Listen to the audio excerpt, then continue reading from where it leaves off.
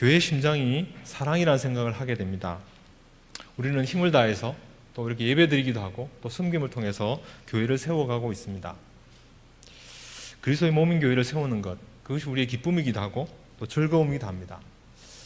그런 교회를 세워갈 때 무엇이 우리에게 필수적으로 필요한가, 또 반드시 필요한 게 뭘까를 생각할 때 아마도 그것은 사랑일 것입니다. 교회가 사랑으로 세워지는 것, 또 그리고 교회가 사랑 가운데 세워져 가는 것만큼 즐거운 일이 없을 것입니다. 성경은 여러 가지 표현을 통해서 사랑이 무엇인지를 얘기합니다. 또 어떻게 사랑해야 되는지를 얘기합니다. 사랑이라고 하는 그 말 자체는 굉장히 추상적으로 들리지만 성경은 그것의 내용을 채우면서 우리가 어떻게 사랑해야 하는지, 또 어떤 모습을 하는 것이 사랑인지를 가르쳐 줍니다. 오늘 우리가 읽었던 이 본문은 우리가 어떻게 사랑해야 되는지를 가르치고 있습니다. 피차 복종하는 것, 이것이 바로 사랑이라고 얘기합니다. 바울은 이 본문이 시작되는 5장을 시작하면서 그리스도께 너희를 사랑하신 것 같이 너희도 서로 사랑하라, 사랑 가운데 행하라고 말합니다. 그런 다음에 사랑 가운데 행하는 것이 무엇인지를 설명하고 있습니다. 그 설명의 한 부분에서 바울은 사랑 가운데 행하는 것은 그리스도를 경외함으로 피차 복종하는 것이라고 얘기합니다. 우리가 사랑한다고 얘기할 때, 또 우리가 교회를 세워가면서 교회 안에서 혹은 교회 밖에서 사랑한다고 얘기할 때 우리에게 필요한 것은 피차 복종하는 것이라고 얘기합니다. 그냥 추상적인 사랑이 아니라 피차 복종함으로 사랑해야 한다고 얘기합니다. 저는 교회를 섬기고 또 교회를 세워가면서 그 가운데서 이 사랑이 부족한, 혹은 오늘 바울이 말하는 것처럼 피차 복종함으로 사랑하는 것이 부족해 보이는 모습들을 참 많이 발견하게 됩니다. 그래서 바울이 하는 이 말이 굉장히 심각하고 또 중요하게 들리는 것입니다. 우리가 교회를 세워가면서 또 교회가 되어가면서 우리가 해야 될 중 하나는 서로 피차 복종함으로 사랑해야 하는 것입니다. 제가 섬겼던 한 교회가 굉장히 급격하게 성장한 적이 있습니다.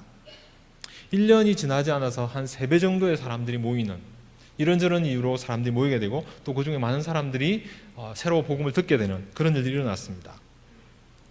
교회가 성장하면서 즐겁고 기쁜 일도 참 많았지만 또 한편 우리의 고민은 그러면 이 성장한 교회가 앞으로 어떻게 갈 것인가라는 문제를 놓고 대립하게 되었습니다.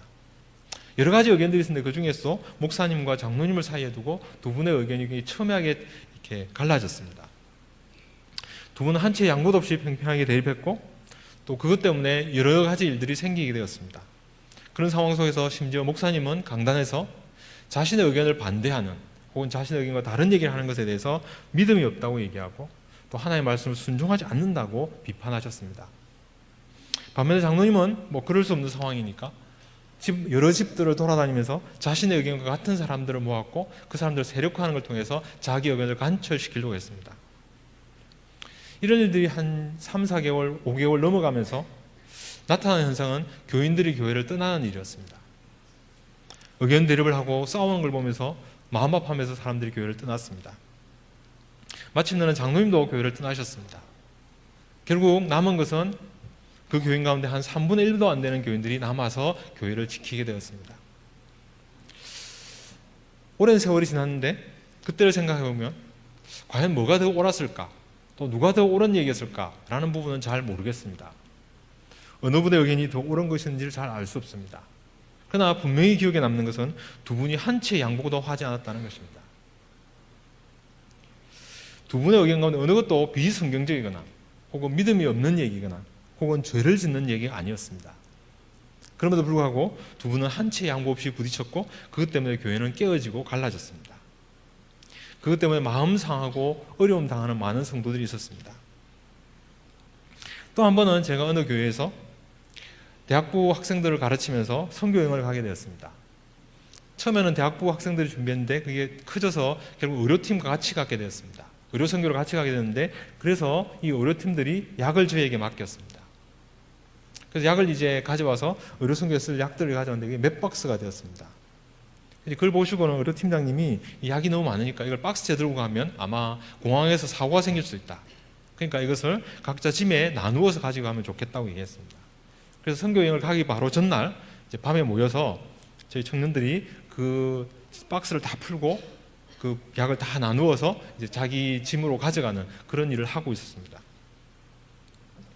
그 일을 한창 하고 있는데 저희 담당 선교 장로님께서 나타나셨습니다.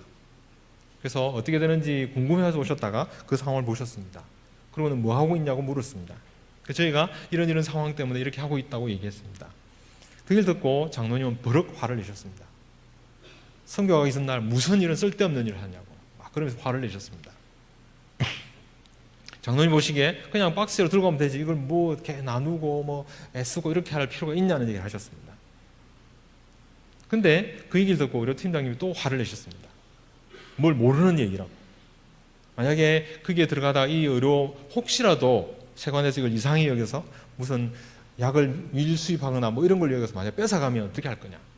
그러면 의료팀이 가는 이유가 뭐냐 라고 얘기를 하면서 의료선교 팀장님이 화를 내시면서 맞붙었습니다. 두 분이 언성을 높여가면서 한 30분여가량 싸우셨습니다. 저희는 뭐 어쩔 줄 모르고 옆에 있고 어떤 자매들은 가서 막 구석에서 울고 이랬습니다. 결국은 담임 목사님 오셨고 이 상황을 중지하셨고 해결하셨습니다. 물론 봉합이 된 건 아니고 그냥 덮고 가는 걸 하고 해결이 됐습니다. 선교 여행을 가야 되는, 가서 복음을 선포하고 또 믿지 않는 자들에게 복음을 전해야 되는 그 상황에서 우리 팀이 이렇게 깨어지고 갈라지는 상황을 겪게 됐습니다. 왜 그랬을까? 나중에 이런저런 상황들을 들으면서 깨닫게 된 것은 두 분이 약 때문에 싸운 것이 아니라는 것입니다. 약은 하나의 핑계거리였습니다. 문제는 두 분 가운데는 오랫동안 그 갈등, 쌓여왔던 어떤 깊은 골이 있었습니다. 그게 약이라고 하는 걸 매개로 해서 터진 겁니다. 그래서 고래고래 소음을 지르면서 선교여행 잘해보자고 서로 싸우는 일이 벌어진 것입니다. 두 분의 생각 중에 어느 게 더 옳은지는 잘 모르겠습니다. 어떤 사람은 조금 지혜롭고 어떤 사람은 조금 덜 지혜로울 수도 있습니다. 그러나 문제는 두 분 다 한치의 양보도 하지 않았다는 것입니다. 과연 이런 모습 가운데서 우리는 사랑이라는 얘기를 할 수 있을까요? 특별히 오늘 바울이 말하는 이 피차 복종함으로 사랑하라는 것이 이들 가운데 있다고 말할 수 있을까요?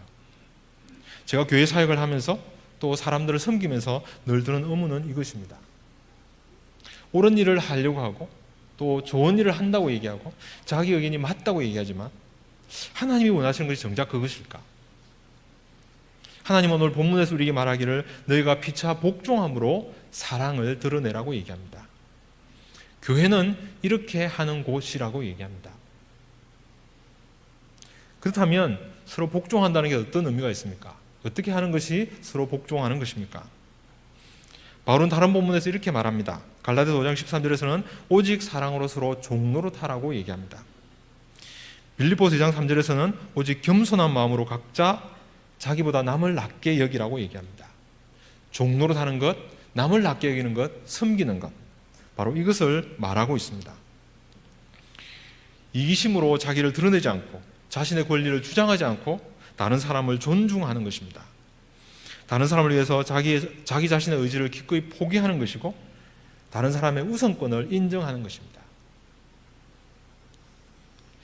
종노릇하는 것, 남을 낮게 여기는 것, 자기 권리를 포기하는 것, 다른 사람을 위해서 헌신하는 것, 바로 이런 것이 피차 복종함으로 사랑하는 것입니다.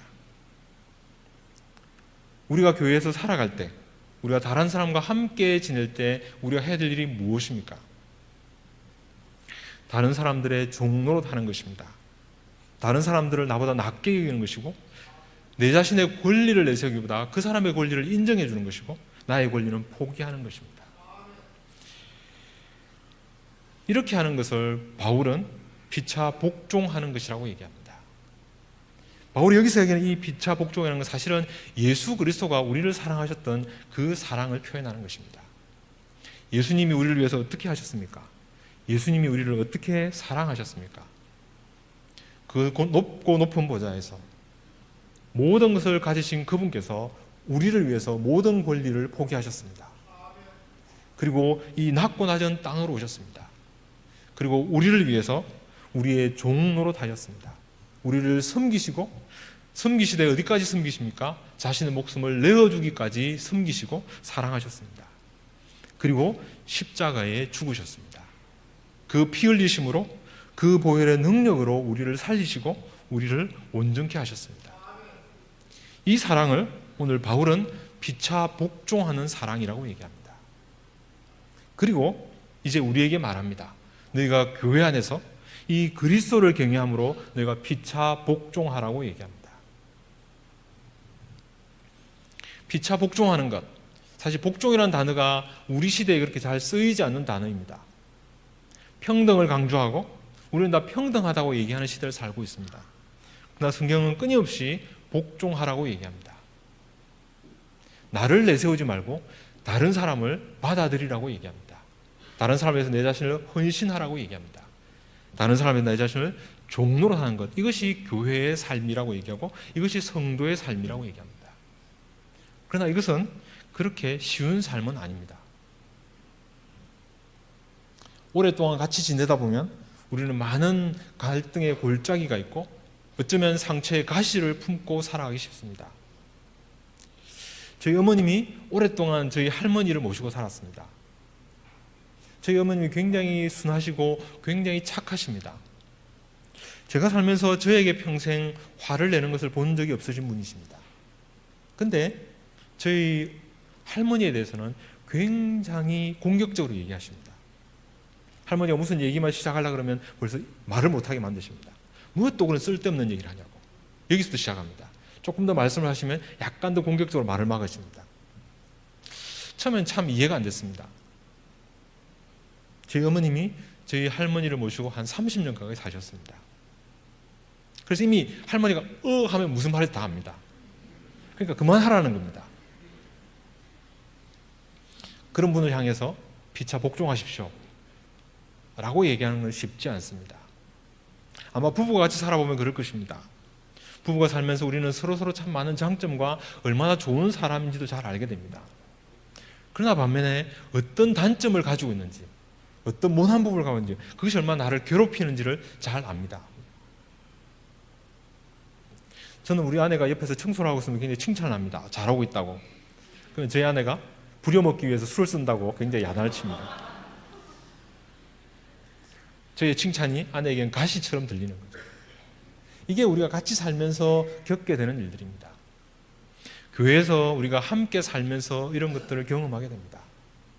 여러 가지 일들을 겪다 보니 좋은 사람, 저 사람이 얼마나 좋은지, 얼마나 하나님께 헌신된지 알지만 또 모난 부분이 어떻게 있는지, 그 모난 부분이 나를 어떻게 괴롭히는지도 알게 됩니다. 그런 가시들을 우리는 가지고 살 수밖에 없습니다.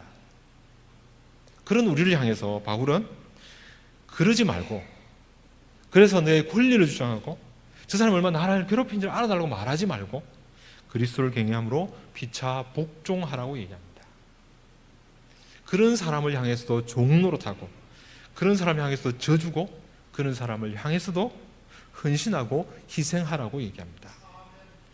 우리는 어떻게 이것이 가능할까요? 나이가 들어서 쉽게 되는 건 아닌 것 같습니다. 그냥 본성이 좋아져서 그렇게 되는 건 아닌 것 같습니다. 그래서 오늘 바울은 이 피차 복종하라고 하는 이 말 앞에 그리스도를 경외함으로 그렇게 하라고 얘기합니다. 그리스도를 경외할 때 그리스도가 우리 가운데 오고 우리가 그리스도를 두려워하고 그 그리스도를 사랑하고 그 그리스도와 온전한 관계를 맺을 때에만 그런 사랑을 가능합니다. 그리스도의 사랑을 본받아야만 우리는 다른 사람을 복종함으로 사랑할 수 있습니다. 제가 참 이제 이런 얘기를 듣는 게 좋아지는 거 보니까 나이가 들긴 들었나 봅니다.